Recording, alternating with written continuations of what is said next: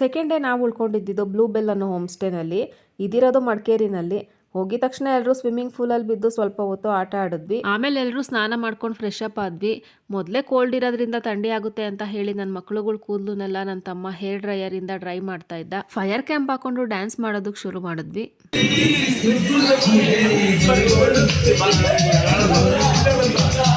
Next day early morning ನಾವು ಹೋಗಿದ್ದು ಮುಗಿಲ್ಪೇಟೆಗೆ. ಇದಂತೂ ತುಂಬಾನೇ ವಂಡರ್ಫುಲ್ ಎಕ್ಸ್ಪೀರಿಯನ್ಸು. ಕೈಲಾಸನೇ ಭೂಮಿಗಿಳಿದು ಬಂದಿದ್ಯೇನೋ ಅನ್ನೋ ಥರ ಅನಿಸ್ತಾ ಇತ್ತು.